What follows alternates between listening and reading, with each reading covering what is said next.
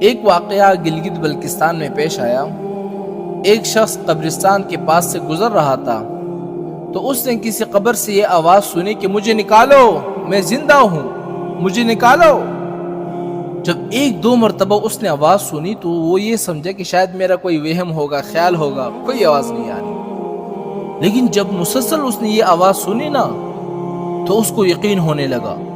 وہ قریب کی کسی بستی میں گیا اور لوگوں کو بلایا کہ قبر سے آواز آ رہی ہے، تم سب میرے ساتھ چلو۔ انہوں نے آواز سنی، سارے لوگ آئے تو واقعی قبر سے آواز آ رہی ہے۔ اب یقین ہونے کے بعد لوگوں کو مسئلہ پوچھنے کی فکر ہوئی کہ پہلے علماء سے پوچھ لیتے ہیں کہ قبر کھولنا جائز بھی ہے کہ نہیں۔ وہ لوگ محلے کا جو امام تھا ان کے پاس گئے، انہوں نے کہا کہ اس طرح قبر سے آواز آ رہی ہے تو ہم کیا کریں، قبر کھولے یا نہیں کھولے؟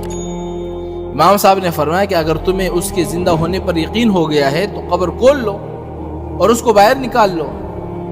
یہ لوگ ہمت کر کے قبرستان گئے اور جا کر جو انہوں نے قبر کھولی، جیسے ہی وہ تختہ ہٹایا نا تو ایک عورت ننگی بیٹھی ہوئی ہے اندر اور اس کا کفن گل چکا ہے، اور وہ عورت کہہ رہی ہے کہ جلدی سے میرے گھر جا کر میرے کپڑے لاؤ، میں کپڑے پہن کر باہر نکلوں گی۔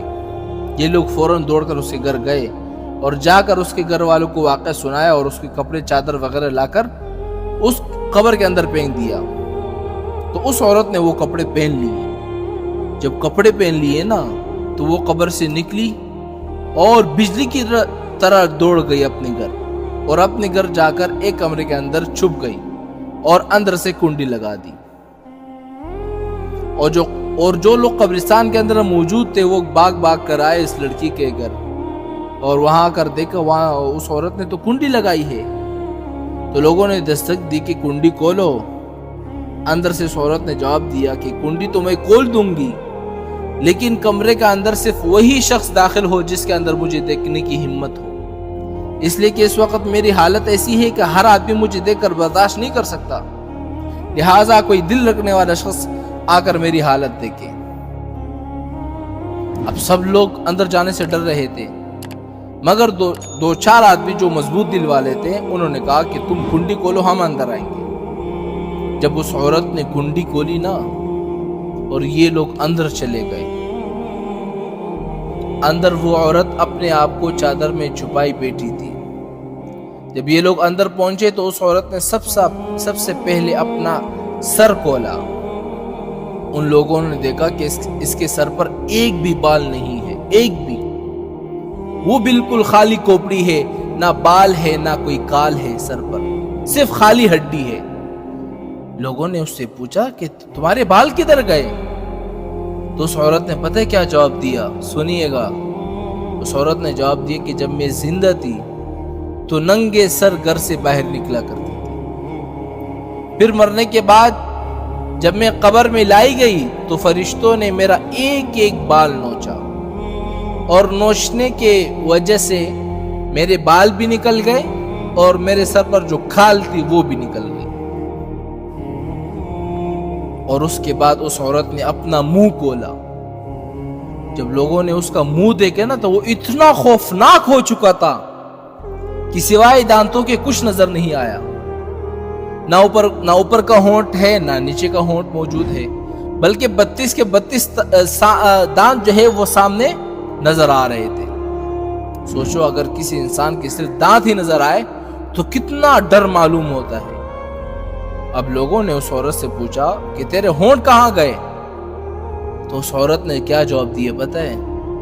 اس عورت نے جواب دیا، میں اپنے ہونٹوں پہ لپسٹک لگایا کرتی تھی اور نامحرم مردوں کے سامنے جایا کرتی تھی،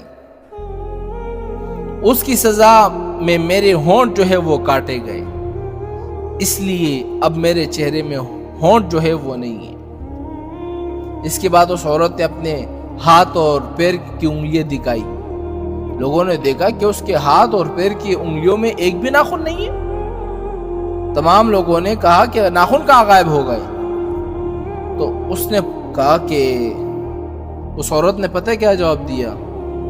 کہ ناخن پر میں کیا لگاتی تھی؟ ناخن پالش لگایا کرتی تھی، کہ جس کی وجہ سے میرا ایک ایک ناخن کو کھینچا گیا۔ میں یہ سارے کام کر کے باہر نکلا کرتی تھی، اس لیے جیسے ہی مرنے کے بعد مجھے قبر میں پہنچایا گیا تو میرے ساتھ یہی معاملہ شروع ہو گیا۔ مجھے سزا دی گئی، میرے بال نوچے گئے، میرے ہونٹ کاٹے گئے، میرے ناخن کھینچے گئے۔ اتنی باتیں کرنے کے بعد وہ لڑکی کیا ہو گئی؟ بے ہوش ہو گئی، مردہ ہو گئی، مر گئی دوبارہ جیسی لاش۔ تو ان لوگوں نے دوبارہ اس کو قبرستان پہنچایا اور کیا کر دیا؟ دوبارہ اس کو دفن کر دیا۔